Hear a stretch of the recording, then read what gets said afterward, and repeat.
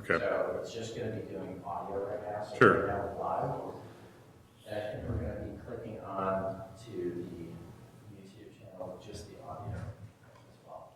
All right, so it's all audio, no video, That's correct. but we're live on everything? We are live right now. So, I mean, they'll continue to look and see if they can get something figured out.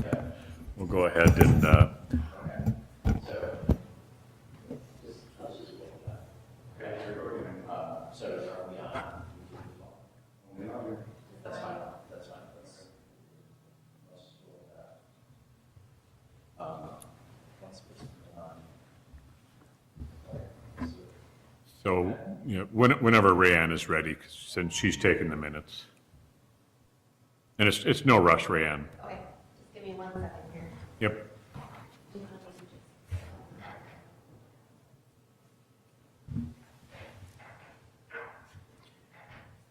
Why don't we have one of those Facebook an option? forehead temperature testers? Through Facebook Why page do we or have that here? No, we're trying police to department has one. broadcast through cable and then our YouTube channel too. not The Facebook? only thing Couldn't we do don't it on have is Facebook. that, pretty No. much. Can't get it And the on. thing is, if you do We have can't get elections the yet, which video you're gonna feed. have to, We can get the audio feed to Just work, test somebody's but we're forehead. having some Just technical immediate. issues on the video feed, unfortunately. That's what they're using so all over the place. Now I go to the doctor's office, they do on your forehead. Yep, all right. On his life. And then Yeah, I've stayed out of there, but Star Observer, Tom, is he listening or is he gonna come in or? Do you have his, I thought he was coming in. Thought he was attending in person, but I have not seen him outside. I checked all the doors. Let me call Yeah, so we'll go ahead and get going. So I'll call the meeting to order. And Rayanne, can you take roll call? sure. Mayor Horn, Here. Alderman Kittle, Here. Alderman Lindell, Here. Alderman Montello, Here. Alderman Volkert, Here. Alderman Weinmeier, Here. and Alderman Zakowski. Here. All right, please join me in the Pledge of Allegiance. Pledge allegiance to the flag of the United States of America and to the republic for which it stands, one nation, under God, indivisible, with liberty and justice for all.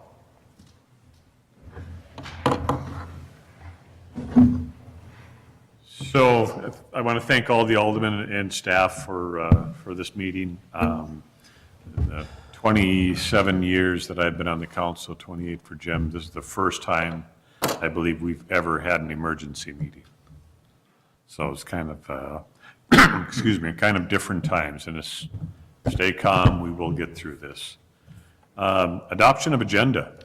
So move. So we have a motion to approve the agenda. Is there a second to that motion? Second. Motion and second. All in favor, say aye. Aye. Opposed? Carried. We have new business. We're going to turn it over to staff, kind of a financial overview. So there's a couple of us in staff met a little bit yesterday to kind of come up with some things that basically we want the council's input on, that the council has to, the city has to make some decisions, and they're not easy decisions. And so we did a little prep yesterday, and it's basically, we want some advice from you guys. So with that, I'll turn it over to Rayanne. Thank you. Good evening, Mayor and Council. As Mayor Horn has said, this is kind of unprecedented times. I don't know if any of us expected to be here in kind of our lifetime, but we are. And in the uncharted times that we have, we want to discuss with the council actions in order to ensure that as a community, we're in this together, to continue to make sure that the decisions that we're making today puts us in and keeps us in a good financial position, as well as ensuring that the services that our community relies upon remain intact and ready to serve those in a continual basis. So just kind of at a high level, we want to start with where we are at from a financial perspective. Both the city and the utility have had strong reserves combined together. The chart in front of you for the audience that might be listening tonight, combined reserves, we have $15 million in combined reserves. There are some restrictions on those reserves, so really it's imperative that our approach in this environment is to preserve those reserves. So the things that we're going to be talking about tonight are in a shorter period of time that we can make some adjustments to our budget in order to, kind of weather the storm that we are currently in. We obviously always have the reserves to help us weather longer-term type of issues. Also, in the short term, we can utilize those. But our first line of approach to this would be to keep those reserves intact, look at within budgets and our approach of how we can do cost containment and control in the short term. So really, the approach is looking at, a balancing of the needs and services within our community during this time, as well as the resources that we have available. And then looking at those reserves as well as cash flow, and all of those things are going into our approach to this that we want to discuss with the council tonight. So with that, Mike, did you have anything to add to that as well? The couple pieces as we move through this and kind of talking more about where we're at in a financial position, the city has what we would call unrestricted reserves, which we discussed briefly during our last regular council meeting when we did the budget amendments. And in regards to where we're at from a unrestricted fund balance, we are at 31% currently. And what that means is that we are higher in our reserves, our unrestricted position, than kind of where our goal and target is, which is about 25 to 30%, based upon the recommendations from Government Finance Officers Association, as well as what our credit rating agencies would be looking at as well. Reserves are there in times of emergency. This, issue that we're in and all working through cooperatively together, we don't want to incite panic. We want to take a strategic approach on how we contain some of our costs to get us through this period of time as well. The one option that we would have, depending upon kind of the length of time, and just something that we don't need to make a decision on tonight, but just to talk about, is that those reserves, in consultation too with Ellers, is that we could take an approach of reducing those reserves to foster the needs in an emergency situation to address those needs of our community. And what that potentially could look like in subsequent phases, if we need to, could be reducing those reserves down to about 20%, which constitutes about $750,000. We're not there today. It's just something that, as we're talking about the financial position of the city, we want to make the council aware holistically where we are at, which is we are in a good, sound position, both the city and the utility, to continue to deliver services with the cost containment items that we're going to be discussing tonight. All right, and just want to clarify, and I thank Alderman Mike Montello for bringing this up. So we are, for the folks at home, whether you're watching cable, YouTube, Facebook, we are just video only. We're having some technical difficulties. Audio only. We're having some technical difficulties that we're trying to get resolved. Yep. We will get the video going as soon as we can. Yeah, and just for those at home, we are actually posting this PowerPoint on Facebook and Twitter and those types of things. So as we move through this, we'll start to just kind of talk about which slide we're on. We'll also do a recap. If we're not able to do this video, we'll recap this this evening as well, so that people understand each of these slides. Sure. Do we want to go? Yeah.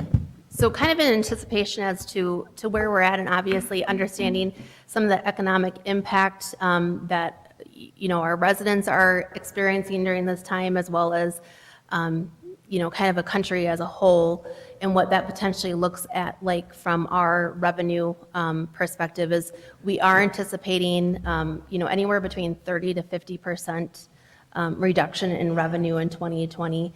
There are certain things in the general fund side that are mainly impacted from those projections, which would include building permit revenue, which we budgeted at $330,000 in 2020. We would be forecasting that could be as significant as a $200,000 reduction in 2020. Other fines, fees, and collections throughout the year from miscellaneous sales permits and things like that. We anticipate about $140,000 decrease in revenue.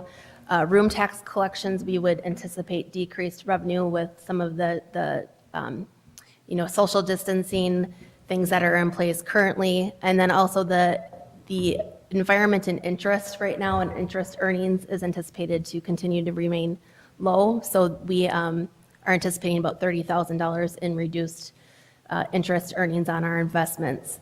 I think the other thing I want to just point out in regards to the overall position of the utility and the city investments is that our investments are very liquid. They're very secure. Our philosophy and our approach is really dictated by the state, but then on the local side, we always ensure the safety and liquidity of those funds. So most of the money that we have can be fully liquid within 24 hours.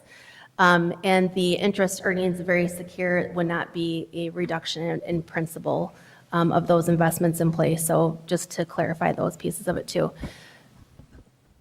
And then you want to take the next slide, Mike? Just before you leave that, Rayanne, so for folks at home that would be listening, super important, that point you just made, that we don't have investments that are sensitive to what's going on in the stock market right now is the point you are making. Correct.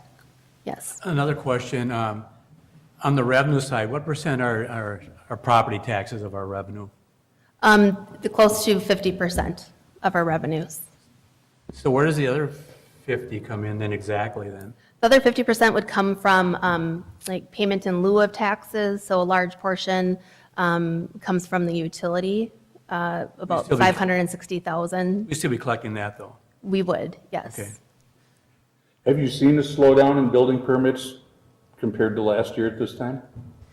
It's pretty comparable to last, I don't have the exact statistic in front of me, Kirk, right now.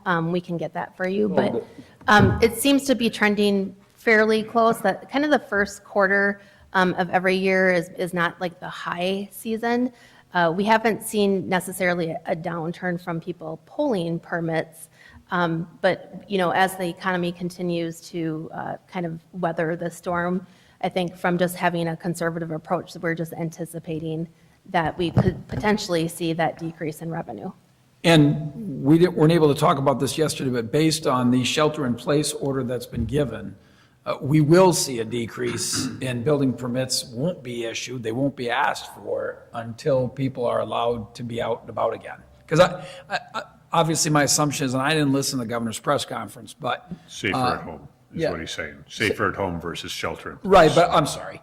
But safer at home, but I'm assuming contractors won't qualify under most instances as essential businesses. So that business, for all practical intents and purposes, will stop right now. Well, that part will be out tomorrow. But do we know that? No. I mean, we Oh, don't. yeah, it'll be out tomorrow.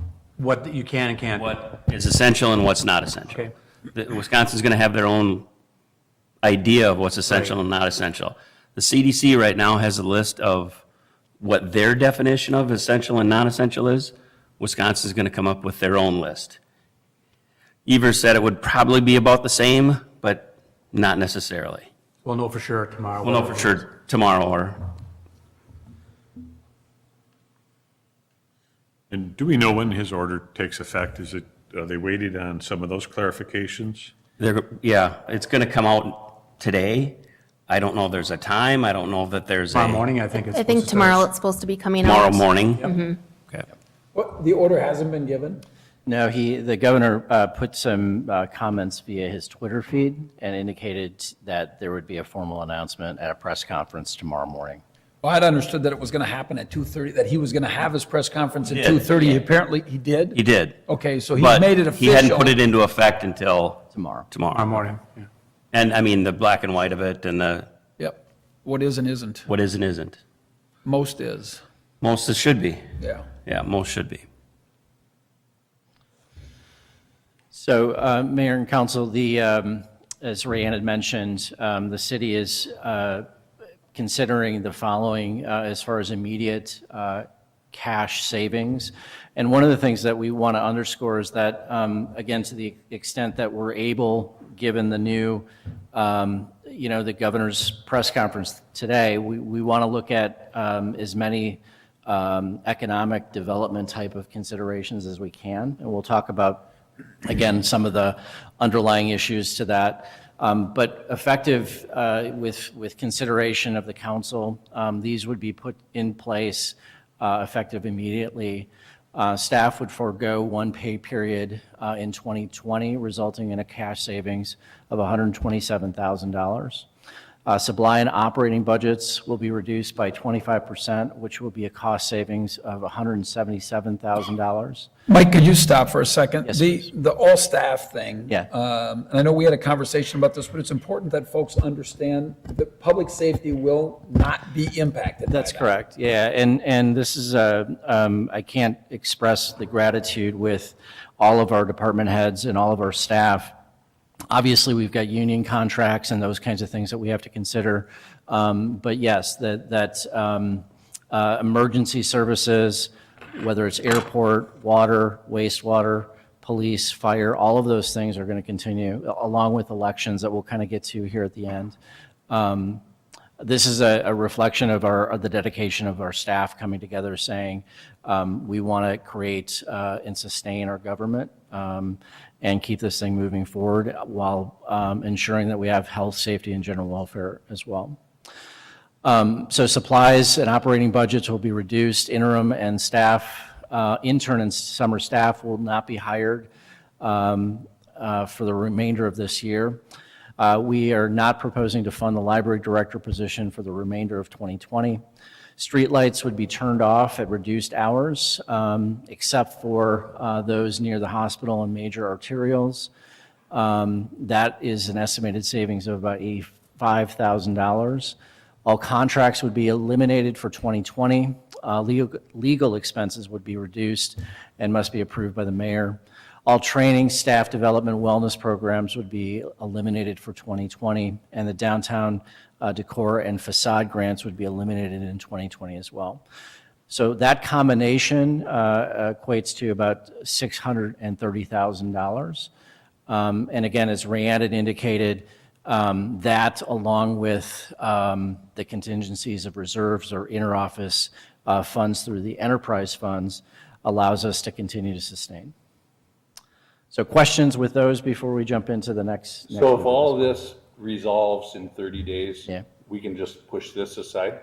That would be our expectation, to come back to you to say, here's what we can now look forward to moving forward. Obviously, this is all fluid, so one of the things that we wanted to do, and I credit the mayor and Mike and their leadership for coming together tomorrow or yesterday, was let's plan for significant considerations, so we're not so there's that calmness not only from the council but our community, to say that we can financially, we're in a position that we can apply some of these things over the next 6 months.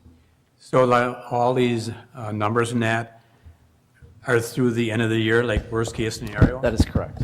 Okay. Yep. Well, but it's fair to suggest that even if things got substantially better in the near term, and I can appreciate what your point was, Kirk, I'm not going to say 30 days. I'll just say the near term, which to me is 6 months, but the budget is going to be impacted. We built the budget based on certain revenue projections, which seem pretty safe to say, even under the best circumstances, we're going to have reduction in income. So there are cost reductions we have to make, even if things get better sooner than some folks think that they will. There's still cost reductions. There are still things we're going to have to do to keep the budget within its intended balance. What if this, let's say within 30 to 40 days, it does start subsiding? What about like construction, because that doesn't impact us this year because we borrow the money for Yep. that. So, and we've got a couple slides that we can kind of get to that to answer the economic development. Obviously, with the governor's orders, that changes things a little bit, but we want to remain open to the extent that we're allowed by state, their mandates and such.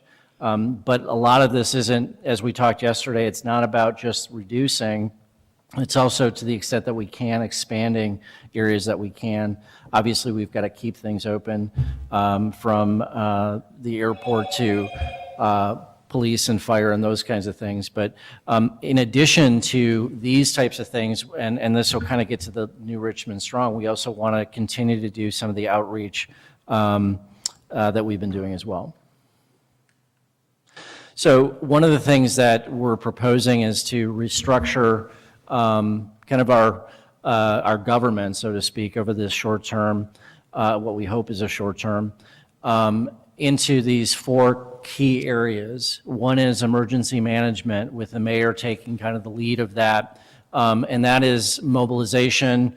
We'll talk about supplies and some of the process that we want to go through, but you'll notice that each council member has a role to play. And part of that is to ensure that constituents can continue to receive information in a proactive fashion as it relates to each of these 4. So our staff would now mobilize into these 4 criteria or key areas. So emergency management, that's the mobilization and supplies. Administration, finance, human resources, Mike Montello and Kurt. That goes everything from HR to property tax structure, budgets, audits, utility, collaboration, and communication. It also includes our elections as well, and we'll get to that process at the end of this. Public facilities and management with Ron and Thomas as the leads, looking at everything from water, wastewater, electric, airport, public works, and the New Richmond Works, which I'll talk about in a little bit. And community outreach, and a kudos to Craig Kittle for assisting with that, and really to our staff led by Beth to make these phone calls. There's over close to 400 businesses, and we have gotten in touch with many of them, and we want to continue to mobilize that type of outreach as we now look into either leveraging TIF dollars, regional funds, state funds, and the federal funds as well, so that there's a process for the impact that this is having on local businesses. Housing assistance and the Housing Authority, looking at that process and how can we as a city assist if we get to that standpoint. Public outreach and the New Richmond Strong. One of the things that we're doing right now is setting up a designated phone line and an email line for people who are vulnerable. That could be seniors, that could be people living alone, but we want them to know that they're all a part of our community, and there's people that the council, our staff, and others want to check in and make sure that they have a good understanding of that they're very much a part of our community.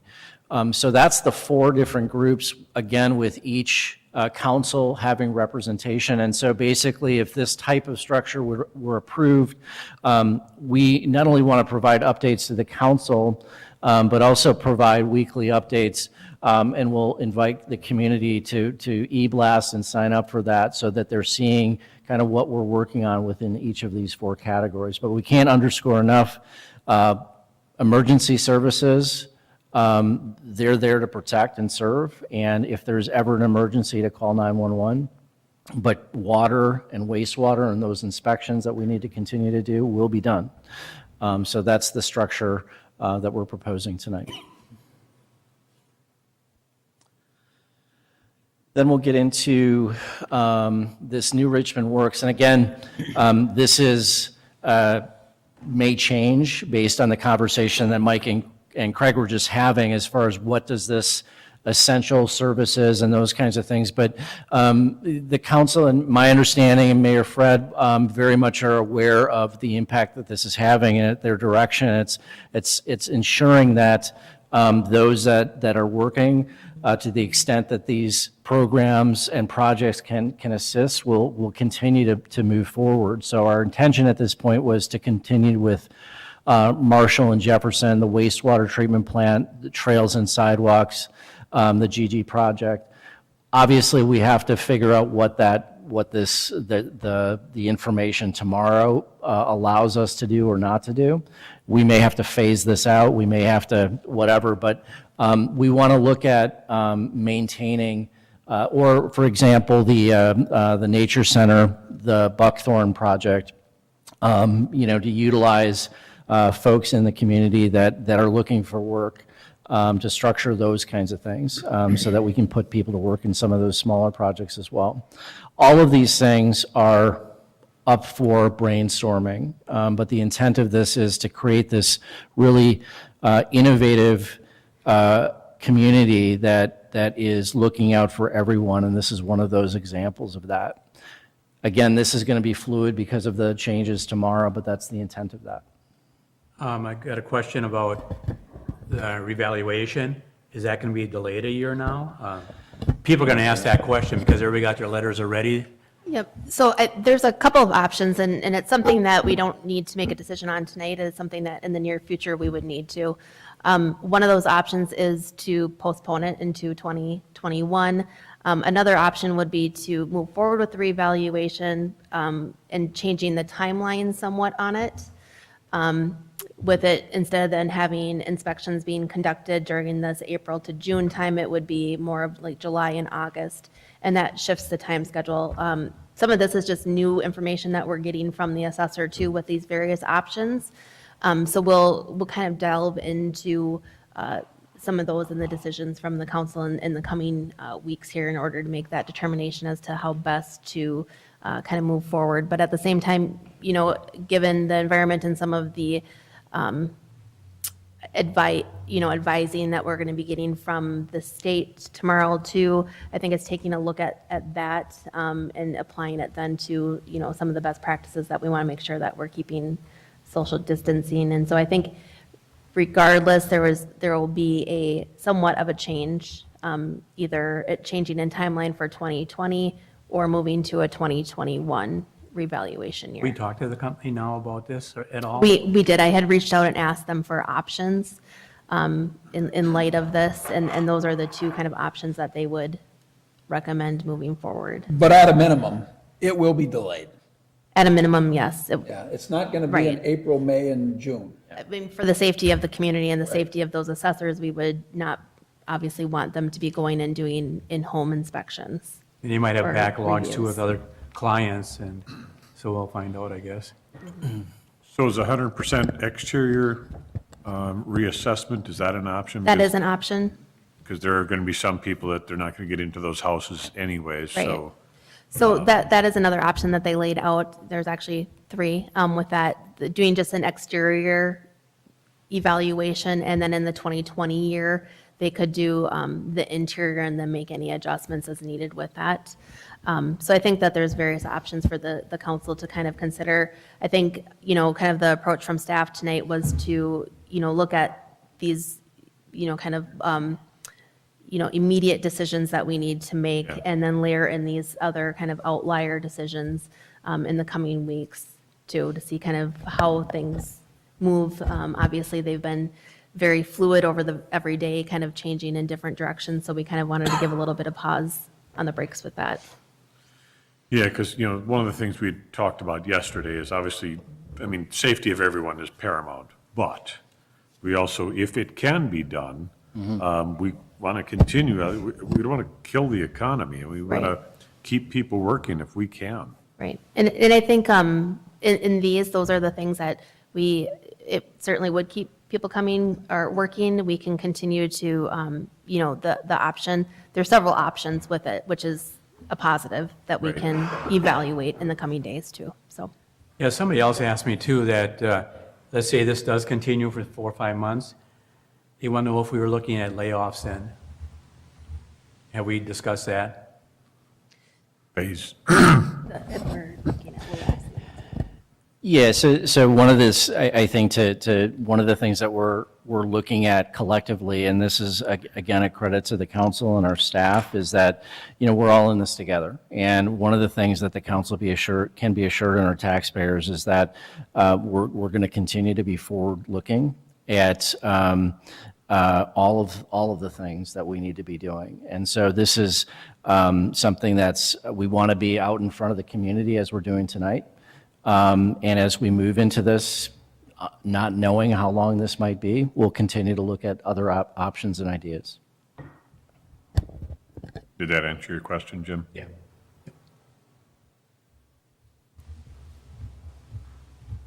Phase 2.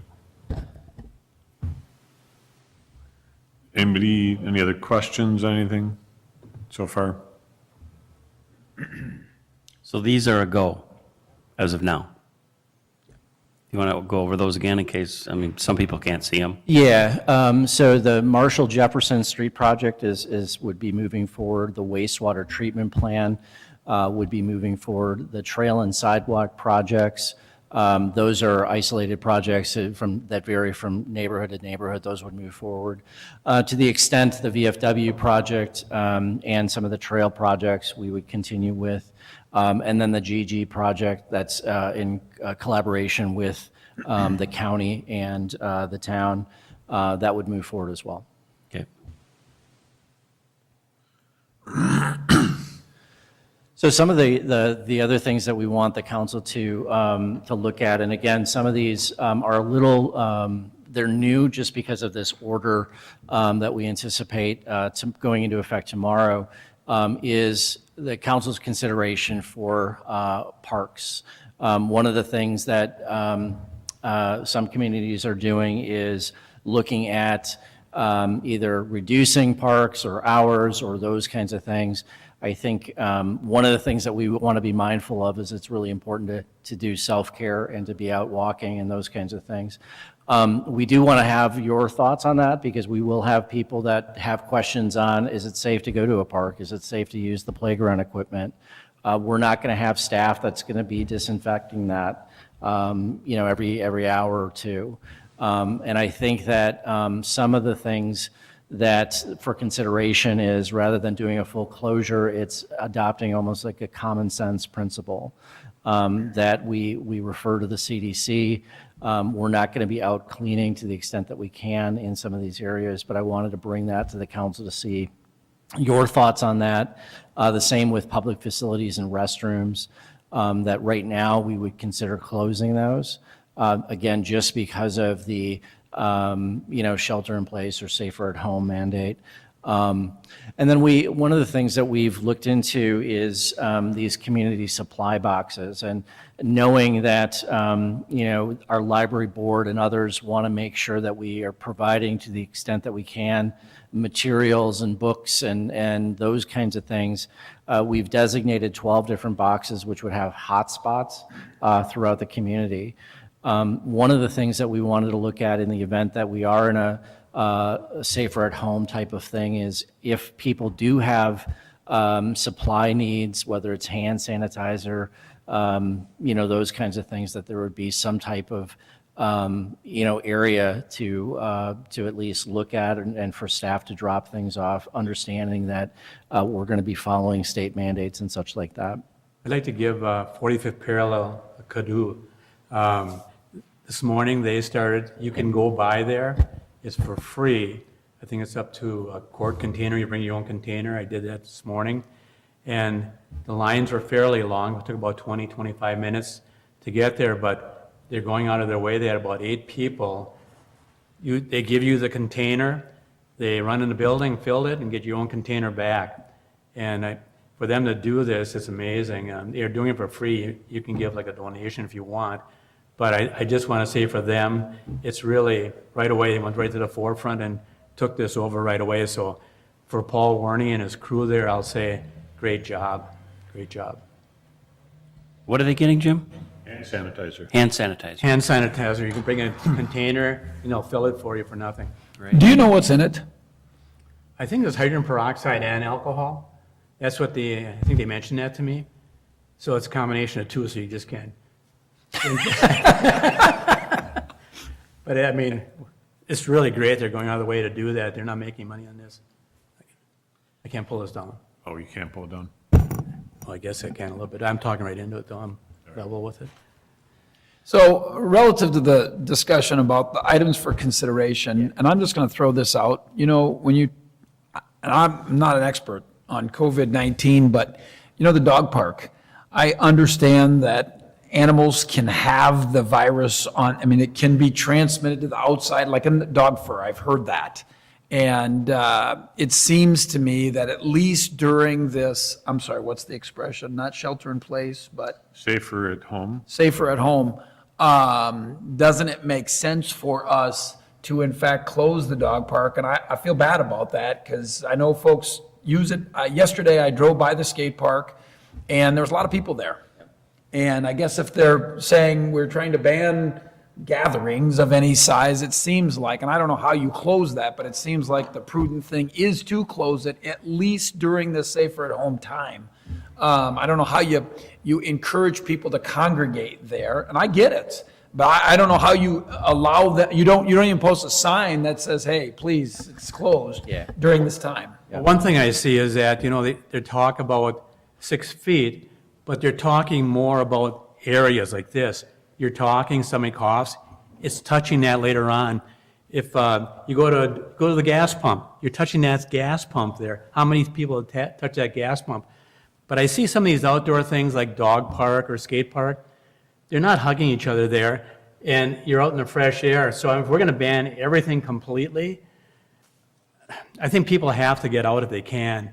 And Well, I think I guess it's everybody's opinion, but that's my opinion. And I think the one thing to consider, and I don't think that's a bad point on your part, but if they're closing the beaches in Florida, you don't get much more outdoor there. They're closing for people like going down with their blankets. Where I would go down there, people drive on there. They park there all day long. What I heard there, you can still walk the beach, but you can't be there with a blanket and that type of thing and socialize. Actually, Jim, some of the beaches are closed. People are not allowed to go Well, on. they did in Fort Lauderdale because all the spring breakers are down there and they want to I'm get just rid saying of that them. some of the beaches are closed, and so again, what's the most prudent? I understand there's a balance, but of course, we have to look at the health of the community first, and all I hear everybody talking about is stopping the spread. So I guess that's just how I feel. I think it's certainly something that has to be considered. I guess if we're going to close public facilities and restrooms, and which may be by some of those things, I don't know, you encourage people to be there, and then there's not a bathroom for them to use, so. Yeah, Chief, I don't know, do you have any thoughts on this? I mean, hearing Jim, you go to the gas pump and people have touched that. And feel free to, I guess we don't have we can repeat kind of what you're saying, but do you have concerns if a dog park remains open, if playground equipment remains open? Yeah, I've been kind of monitoring the situation as well, and as a consumer of the dog park, on occasion, I don't see the tight-knit groups at the dog park that you do, say, at the skate park. I took some pictures at the skate park. Last week, there was 19 kids on the actual skate park apparatus. On Saturday, when I drove by, there was 32. So you put 32 people in that confined space, I don't think you're keeping that social distance. I've seen some of the Twin Cities, they're leaving their parks open, but they're closing down the apparatuses within the park. I guess I see that probably as beneficial to, like, I think it was Craig that said, maybe post a sign that at least says closed, so parents are thinking twice before they drop their kids off to play on an apparatus, because that's the goal, I believe, is to stop the spread. To put that many kids, and of course then the fear is, who are they taking that home to if they are exposed to it? So those were my concerns as well with what I've seen driving around. That seems to be the biggest places of at least the young folks being in small groups that aren't at that social distancing level. So playground equipment, skate park, but what about the dog park? The dog park, in my experience out there, they're able to keep that social distancing. I don't know anything about the transmission from animal to human or vice versa. Yeah, That's the first I've heard of that, so. and I'm not discounting it either. You No, may be no, and I absolutely just, correct. I haven't heard that. I don't know how that works.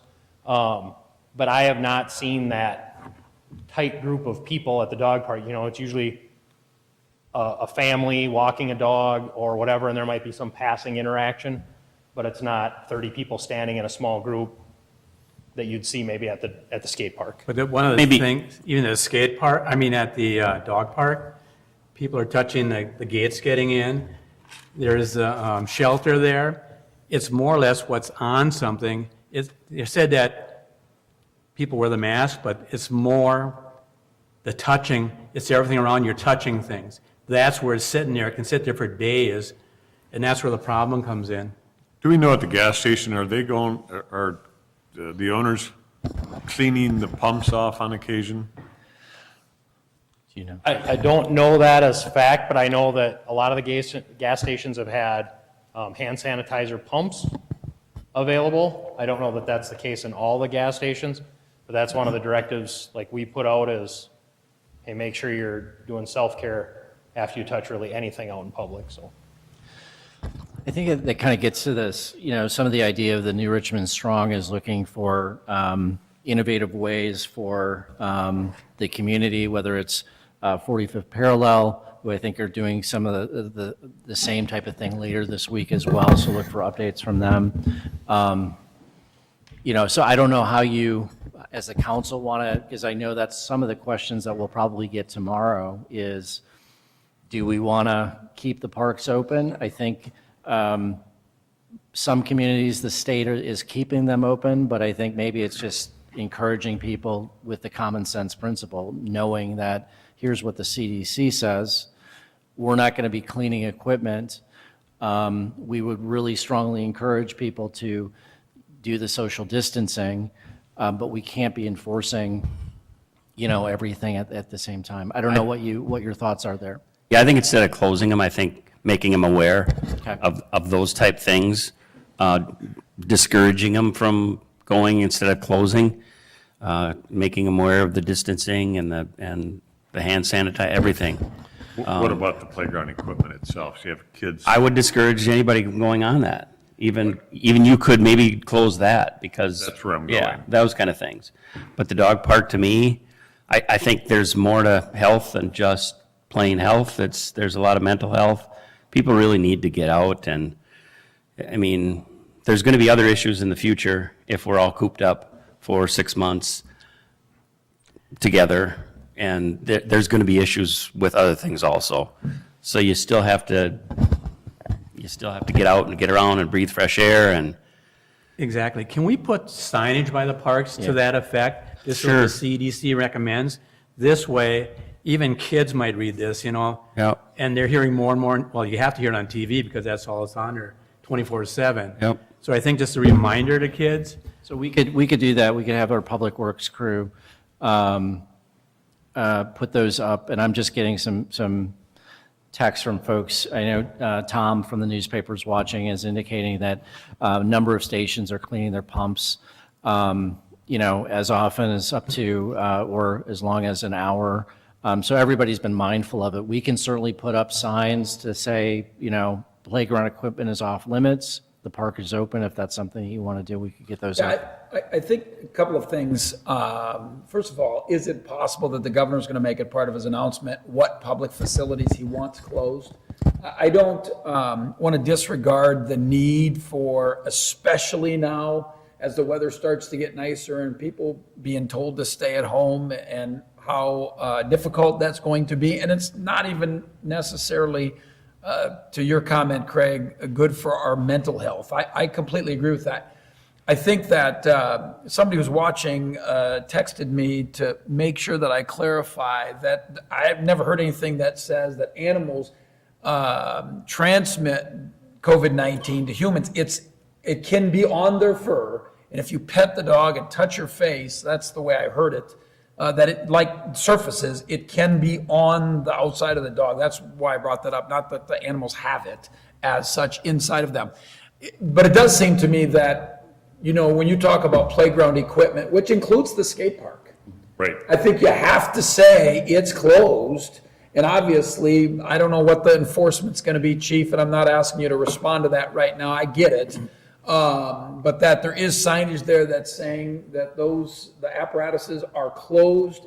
And, there's a penalty if you use it, I guess, to have that notice there. But again, it's possible that the governor makes an announcement tomorrow. I guess we just have to be open to that kind of precludes any decision we make about some Right. things. If he says that this has got to be closed. But I think, but if the dog park's going to be open, which I don't think is a horrible idea, definitely we should have a sign there reminding people. Definitely. They're there at their own risk, and here's what the CDC recommends. Yeah, So I'm in the camp of playground equipment closed. definitely. Parks are open, but playground equipment is closed.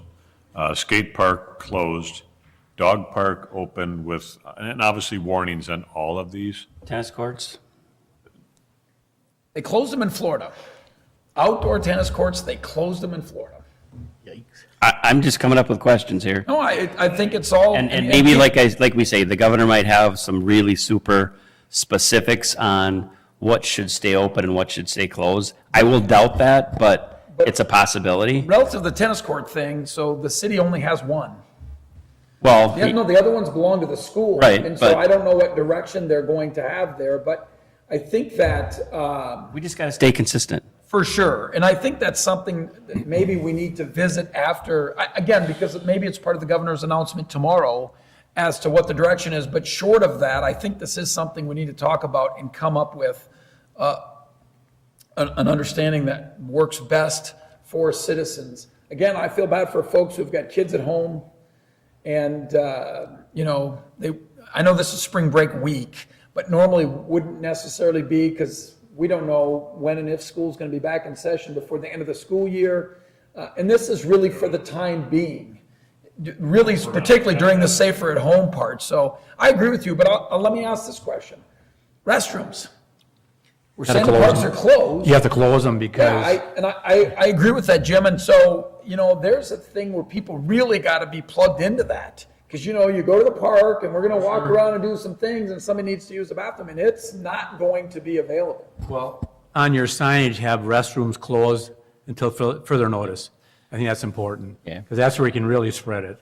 And that's where it's going to be a limiting of how long people hang around in those Exactly. areas as Is well. there a restroom at the dog park? Is there a porta potty there? There is. Okay. Yeah.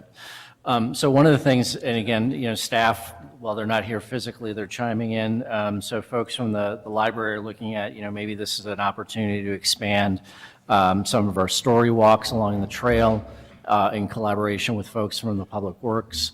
So we'll start to look at some of those types of things as we kind of continue to move forward as well. So we can get, to your point, Mike, the signage up, kind of letting folks know, or Fred, you had mentioned this too, that the parks are open.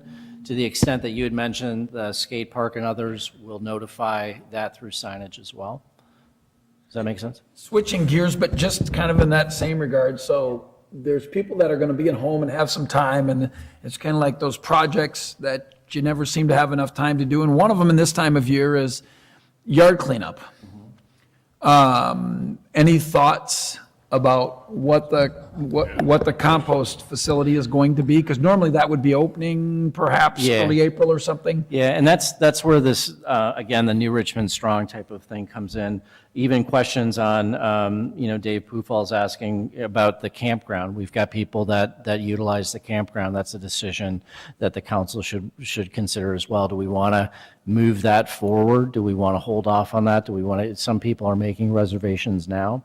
I think some of this, we want to continue to stay open, and to the extent, and again, some of it, what Mike, you had mentioned, what is the governor's resolution going to be? I think it's on some of those, let's see what that does. But right now, the compost is scheduled to be open, and it's on a gate system. And again, it would be that common sense principle of social distancing, but if you've got some things that you need to be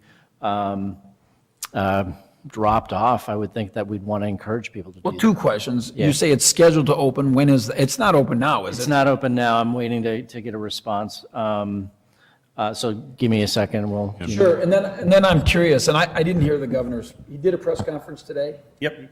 So the safer at home, I get it, but that's a new phrase.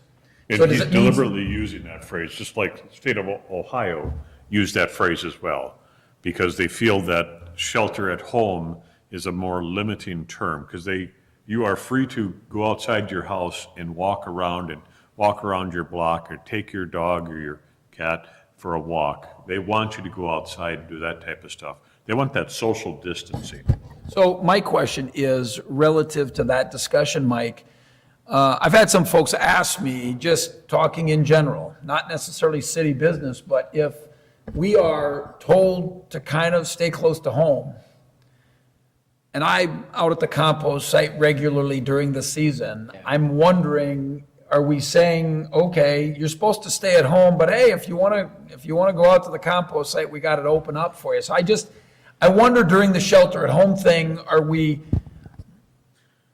So another thought that I think national parks haven't national parks been turned into free? Because they're trying to encourage people to. I've heard they're still open, I don't know. Yeah, or, I mean, they are encouraging people to go outside. It's do the safe distance is what they're really stressing. Yep. So the compost is scheduled to open in 2 weeks, so we can come back and revisit that based on this. I think right now would be to continue to move forward. We want people, again, there's that self-care thing that you all just mentioned of people being outside a little bit and taking care of themselves. I think right now we would continue to schedule that as open and then bring it back to the council, understanding where the situation is in a week or two. How does yard waste, people go out there every once in a while, how does yard waste pass the coronavirus? I don't get that part. It's wide open, it's not like 20 people are gathering there? I mean, that I don't Well, understand. it depends on the day, but. But I mean, That's why I just really hope that the governor and the federal CDC start really getting specific on some of this stuff. Because I don't think we need to go any sideways action as far as what we should do in Richmond. It's what we should do in the state. And they really need to get specific on the ins and outs of all this stuff. And it can't be opinion. It's got to be fact. It's got to be, what I heard, it can't be any of that kind of stuff. It's got to be directives from the federal government and the state government and guidelines that really make sense and matter. So to say we should or shouldn't, I think we really need to look up individual items and thoughts that are in black and white. So hopefully they get specific on all this kind of stuff. And another key thing that's coming up is elections on April 7th. What is our plan for that? Because it sounds like the state's not going to change the dates. No. Because there's too many other offices that are involved in this. What are our plans? And I talked to the chief. They actually have a forehead thermometer. Does the city have one? We do? That we can test people? Yeah. So Just before you get to that, Rayanne, and Jim, great question. Is it possible, relative to whatever action we're going to approve concerning these items, other items for consideration? I'm sorry, Jim, before we leave this, could we have something that really just puts down in writing at least what we've talked about tonight? Because if we're going to there's going to be a motion to approve stuff, what exactly did we agree to put signs up and close and that kind of thing? We've got that. Okay, thank you. Yes. Yeah, and to that point, maybe before we leave this slide, if we're comfortable making some of those decisions, go ahead and do that. So that, and there may be there may be a motion about each slide as we go through this stuff. But that way it's fresher in the aldermen's minds as well. Well, in that regard, I'd like to say that my feeling is you leave the parks open, people have to have a place to go, and they shouldn't be deprived of that. And if kids gather at the skate park and you close the skate park, I'm just guessing, but I bet they'll find some other place to gather. Government can't control everybody's lives as badly as we may want to. We can't wash their hands. We can't make sure their kids don't stand too close to each other. You got to give people credit for having some common sense, that they can take care of themselves. I'm sure there's people that can't, but I think most people can. So my feeling is put up the signs, leave the parks open, let people get through this period as best they can. I agree with pretty much with Kirk here because, we're getting better weather. It's going to be in the 60s next week, the way it sounds. And we want everybody to stay in their houses instead of going to the parks and getting the kids outside. Because it looks like this is going to last probably through the school year. And that's why I think it's so important for us to not have those type of opinions. It's got to be from a guideline of a professional and a epidemiologist and a doctors all those kind of people that think, here's what we should be doing, just tell us what we should exactly be doing in exactly these situations, because it shouldn't be our opinion on anything. The thing is so fluid right now. Opinions change Yeah, from day to I day. know. That's the problem. But that's why it shouldn't be thousands of opinions, it should be a few opinions. Exactly. Okay, so relative to that point, I'm not quite sure what y'all mean, because we have an order that says no gatherings larger than 10 people. That's a fact. The skate park, when you have 32 people there, that's more than 10. We have a constitution that says that the right of the people to gather peacefully can't be infringed upon. There's certain times where we've just got to be over and above that. Well- There really is. This isn't we don't Have have enough to let common folks. sense I to know. do that. Yeah, I but know, I so you give have to them credit. legislate against common sense Yeah, sometimes. but I guess, Kirk, the truth of the matter is, this is an apparatus. We're not telling them they can't be out in the park. We didn't say that, but we can say, we have the right to say they can't use the apparatus right now. We have the right to do that. We're not telling them they can't be in the park. But I guess you could say we are telling them not to be in the park, which we're not, because of the fact that the bathrooms aren't going to be open. I mean, that's going to be a real challenge, but that's all. I agree with you. Use the parks, get out, do things. Have to. But I think the apparatus, again, when the police chief talks about 32 young people in a relatively small area, that's what they want to specifically avoid. And that's not my opinion. I mean, that's just the fact of what they've said. So it's a good point. I completely agree with you. But we do have to have. I don't disagree with you either. I just think this is odd times that we've never faced, and that we really need guidance from a bunch of really smart people. Is it something that we have to make a decision on tonight then? Can we? Not necessarily. I think some of this stuff we should make a decision, and if we have to change it based on, we don't know. Especially with the governor, wait and see what the governor's got to say. It should be tomorrow morning, and hopefully there's a lot more clarity from the state of Wisconsin on what we should and shouldn't do with a lot of these things. Is it asking too much to come back? I don't think so. I think it's a good idea. I think you're right, Ron. We have the answers as we sit here this Nope. side. All right. So when would you want to meet again?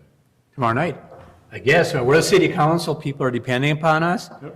Well, we should be able to meet tomorrow night again. Why not? Tomorrow? You know what? We can make a decision tonight, and if there's information that warrants a different decision tomorrow, we know we're going to have to restrict some things. They're asking people to stay home. We know that's coming, whatever that means. But I don't, closing, telling people that facilities in the parks, I guess I'm not saying it right, implements, which we're calling the skate park an implement, telling them that they can't use that, that's been established practice for the last 10 days. I know we haven't really kind of said, hey, don't do this, but it said, hey, no groups larger than 10. We know that.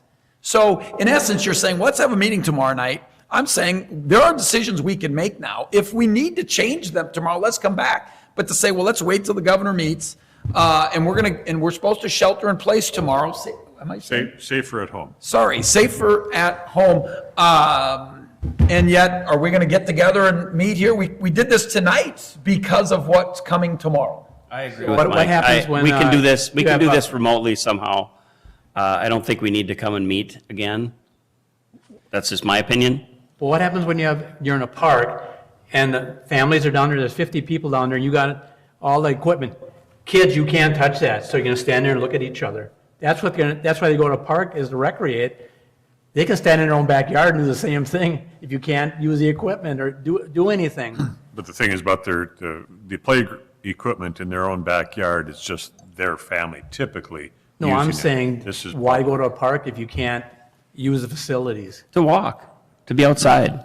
Well, they go in the backyard and be outside. Well, but it's They can walk the different. streets and be It's there. different, and you know it is. So Mayor I Fred don't and know. Council. I don't know what what the answer So is really. let's make What I our- would recommend is if we want to, and I think it was, I don't know if it was Mike or you had said, let's just go through each of these. Ryan and I are kind of typing all of the things that you guys, starting from when we started at a little after 5.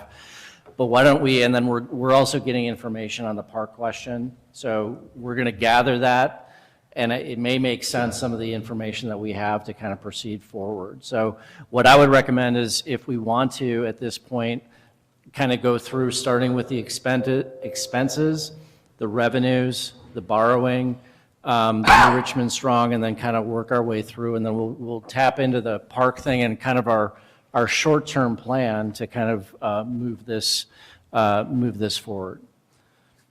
So Rayanne is putting up the kind of line-by-line discussion. So I'll just, while we're waiting on that, I'm going to just jump into the, kind of starting from the top. So this is posted online as well on social media. So we're going to go back to slide 2 and basically just reiterate the city currently has over 15 million in reserves through investments.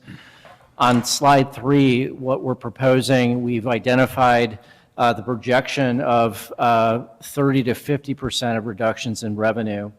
And Rayanne talked about where those projections are coming from building permit to clerk fees and other things, room tax, interest earnings and such. And so what we're proposing is an immediate reduction of $630,000 in expenses that we went through. The utilization of 250 in reserves, if necessary, through an interfund transfer, and then the utilizing emergency reserves, which right now sit at 31% authorization, if needed, to go down to no less than 20%. And did you mention, we did talk to Sean from Ellers yesterday, and he outlined that. So that's the first recommendation that we're proposing for consideration. And, to add to that recommendation, so in front would also be to move forward with the capital projects that were outlined, with it being the Marshall Jefferson wastewater treatment plant, trail and sidewalk projects, and the Double G project as well. So I'm prepared to offer a motion that we approve that, but I would actually, I'm wondering, the utilizing emergency reserves, and I absolutely get it, but I don't know that that's something we need to grant right now, because we don't have a need for those funds. So actually, I'd like to make a motion that we approved what we just reviewed again, with the exception, we're going to remove the approval to utilize our emergency reserves that are currently at 31%, and the authorization to utilize reserves at a level no less than 20%. So not giving the okay to tap into that, because we'll be meeting before the need for that is there, and we can deal with that at a more current basis. So Your motion is to move forward with the first recommendation, the cut of the dollars. Yes. I guess if that's, yeah, I'll say that. So, because I was just trying to think. What I have on the board, and Mike, I think this is maybe what your recommendation then is recommending the budget reduction as discussed and outlined in an amount of $630,500, and then continue to move forward with capital projects as outlined, which included the Marshall Jefferson wastewater treatment plant, trail and sidewalk project, and then Double G project, and potentially, the VFW, but. And why don't we take them separate, because I think it's going to confuse people. Okay, so. And with the 630, can we go back to the original slide where you showed all the things that Yep. was going to happen to obtain that 630, so that there's a full understanding from the council what we're talking about? And so the one, and I'm going to get into towards the end of the meeting about shared pain. One shared pain, and we're not asking staff, we're telling staff, bullet point number 1 is 2 weeks unpaid. So, and that's just one of them, and there's other things on there. So I just wanted to point that out to everybody. When does number 1 start? Yeah, and when is it absolutely necessary? Yeah, when does that come into effect? That's got to be, to me, that's got to be like last resort type things, in my opinion. I think layoffs are the last resort. Well, you know what I mean. Yeah. Right, but I think Jim's point is correct. Layoffs Very last. is I'll say phase 2. But depending on how bad things are looking, we're looking at telling staff, you are going to forego, everyone, you're going to forego a pay period. You're going to stay at home. You're not going to get paid for it. But what I'm saying is, why is that the number one thing we're going to do? It's not the number one thing that we're going to do. It's one of the important things I wanted to make sure the council was aware that we're talking about doing this. Yeah, if necessary, Yep. I'm okay with that. But it doesn't have to be the first thing we have on the list of things to do. It's just listed there first, Craig. think I understand what you're questioning, but basically, we're approving to do that. Now, if we don't have to do it, we don't do it. But in essence, we're saying to our city administrator, you have permission to do that if needed. I don't think the discussion is that that's happening next week. So that's A year-end thing, where it be a, It's, I- oh, go ahead. I think it's a city council decision, or not Mike, so I'm not going to put the burden on Mike. Yeah, we're I think making that's the a city decision. That's council giving him decision. the okay, and it can't be a year-end thing, because you need to understand, it's telling somebody they're gonna stay home the last 2 weeks of the year. We can't ask staff to stay, everybody stay home this 2 weeks. It's gonna have to be spread out, and you all have to understand, and I'm not sure some of you do, the financial impact of this, whether the coronavirus is on the way down in 4 weeks' time, I'm going to throw that out. The financial impact we're going to be dealing with for a very long time. We've already had layoffs at the place that I manage. We've already had them last week. It is very real. When they talk about this multi-trillion-dollar financial stimulus package that Congress can't seem to pass, when they talk about the industries that they're going to give money to, I think we can't sell it short. The cost to the city budget is very real. It's just going to happen. And so really, you say it's a city council, I agree. We're giving the city administrator the permission to do that within reason. But you can't say, well, let's wait till December if we're short, because you're asking people to stay home. We're not going to shut the city down for 2 weeks. You understand? So I'm just saying, as the flow of this understand. goes. I'm just saying that doesn't have to be the first thing we do in the first. Nobody's and I don't saying think it that- is. And I don't think that should be a Mike decision. I think that should be an our decision. I agree I think with 100%. Jim. It's a city council decision. I'm not putting any burden on Mike. Right? I think it's eventually something we're gonna have to look at, no doubt about it. It's a decision we're looking at tonight. But we're not It's saying not a if it's gonna decision we have to happen or do not. tonight, is what I'm saying. Says you. Yeah, well, yeah, says me. Mike can come back to us and say, I think we have to do this now. So actually, there's one thing I failed to do. So we do have a motion. We don't have a second to that. So really, before we get into this further discussion. Sorry. We should have the discussion. That's my fault. So Well, and actually, it probably makes sense for me to withdraw my motion because of the fact of the way we're going through this right now. okay. All right, so I'm going to withdraw my motion because of the way we're going through this. And I don't know if you're talking about a line-by-line thing, but, so I just, to the point, Jim and Craig both, nobody's asking Mike to make the decision. We're saying we're going to have a policy where it is an okay option that happens. Nobody said next week, nobody said a month from now, but the truth is, the number of people who are already going without a paycheck in the city of Richmond, we are kidding ourselves if we don't think tomorrow you've got employees who are going to be asked to stay home No doubt. and they're not going to get paid by and large. So to take that off the table, like, no, we don't want to deal with that now. We don't have to do it right now, but it's good that the employees understand that we have approved the concept so that they can plan for the reality of that. And what Jim and I are saying, I think, is before we have to really pull that trigger, I think that should be a council decision. Mike Not comes just- back to us and not says we just a have to Mike do it decision. now. Yeah. And the council votes yes to do it then. Yes. I'm not, Things we making need the- options on. I'm not saying we Making the don't. decision tonight. I'm not disagreeing with you, Mike. Mike, I'm not disagreeing with you, but I think it should be a council decision. This is the week we're going to do it. I think he's asking, Jim.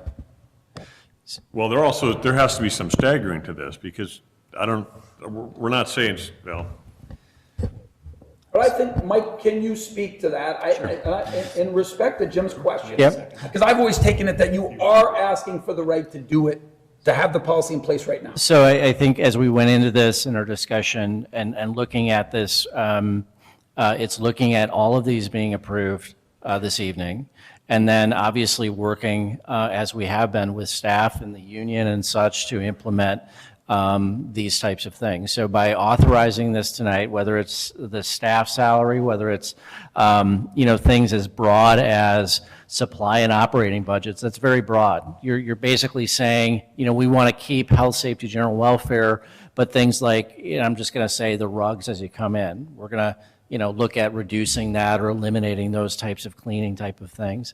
That's where we're going, and that's what we need authorization moving forward this evening. and working with, again, our staff so that they understand why we're doing this.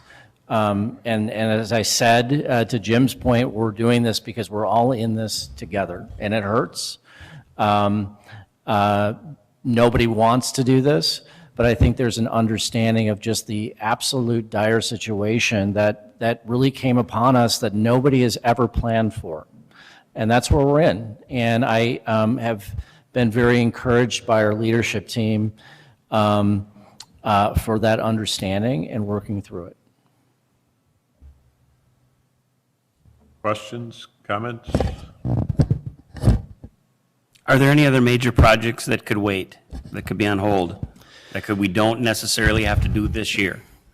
Well, go ahead. I don't want to. There's some that we're looking at. So the ones that we mentioned tonight, those are more infrastructure, kind of that keeping New Richmond working and things of that nature as well. But there's projects such as the municipal management software, which is a large cost. That we would recommend postponing to 2021 to, kind of weather this period of time. There's some And that's what, additional. 400,000 approximately? About 500,000. 500,000? Mm-hmm. Okay. So there's about just under $1 million of projects that we'd be bringing back to the council to recommend postponing those into 2021 as Okay. well. What does a reval cost us this year? Above, just your normal contract? Well, so the revals incorporated in a annualized cost. That was that election that we did. There's no bigger So- jump the first year? Nope, so we have that amortized at a flat rate for over the 5-year period. Okay.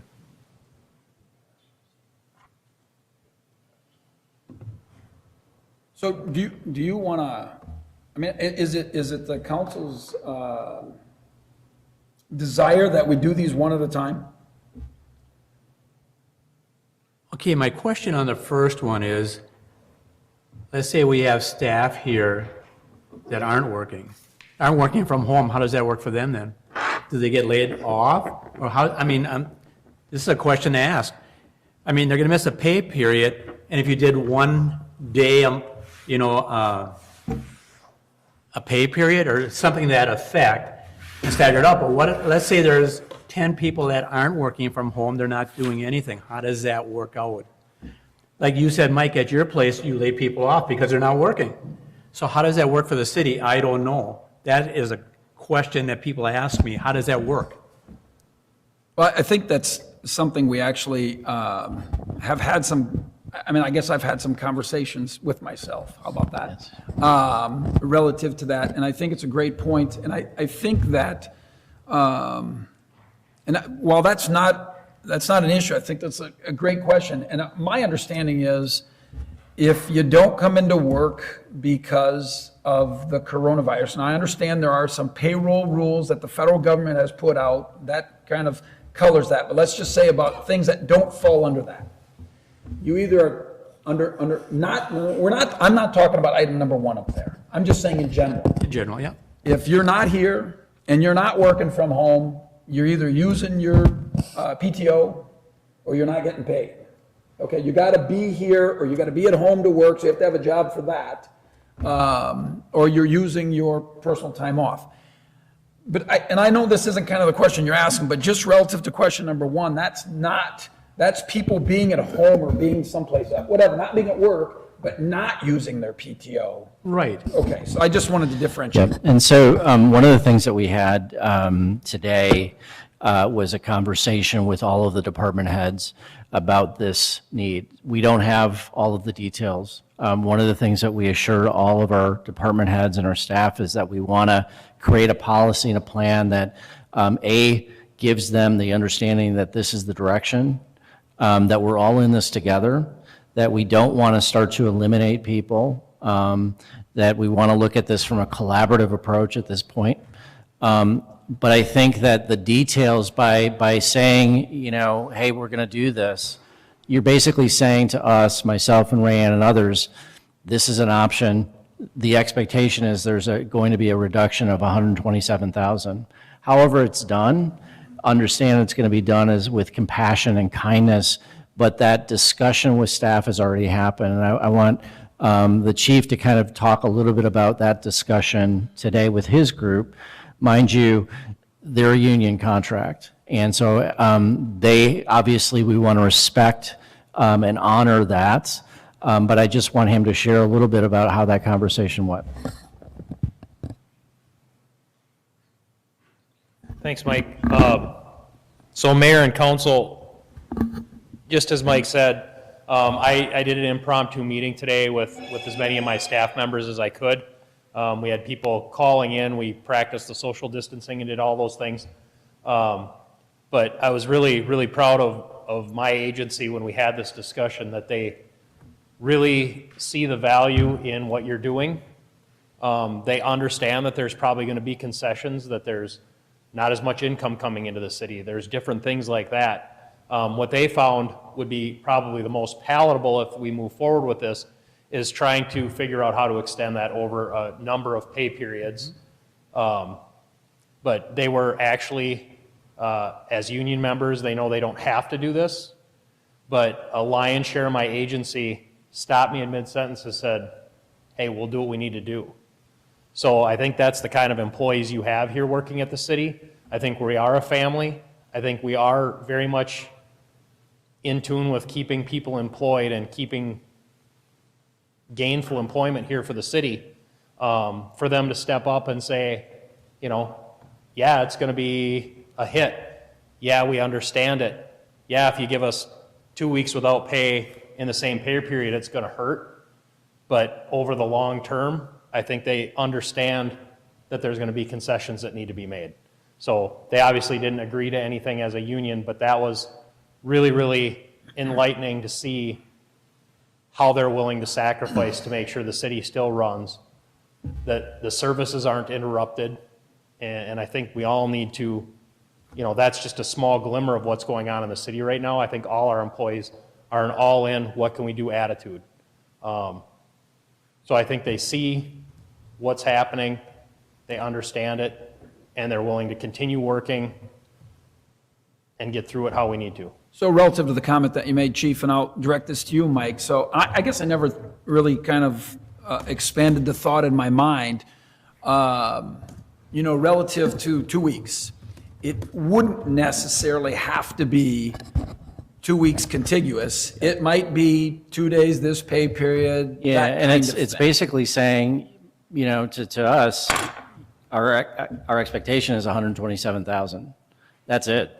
How we do that, we want to be mindful with, again, you know, if somebody has a financial hardship, or we don't want to do this tomorrow. We want to give people the understanding that the expectation is, if it's 1 day, we need 10 days, we need 80 hours where people are all in. And what you're getting with that is now we're looking at restructuring the government, which I know you guys are going to talk about in a little bit, so that people that are working from home right now, we want them to continue to be working, but maybe in a different capacity. And that's really important for the community to understand, is we're not going to have people just sitting at home. We want them working is one of those 4 core areas as well. So by approving that, you're saying 127, which is that pay period, essentially. That's what every pay period, that's what we're spending, so to speak, on our employees. That's what you're saying.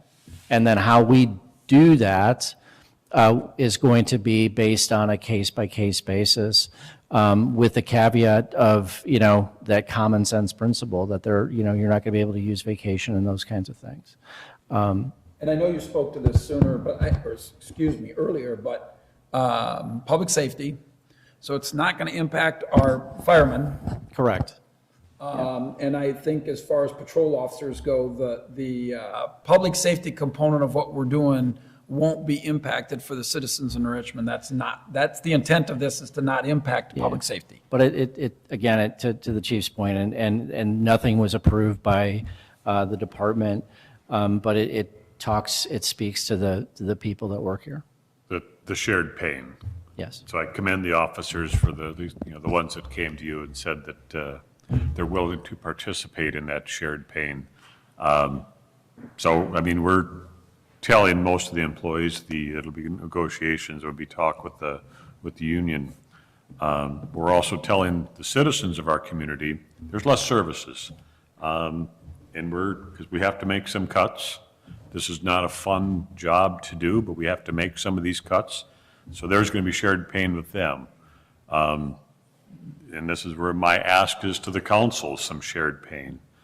You know, we're asking employees to give, we're telling the public that they're going to get less services.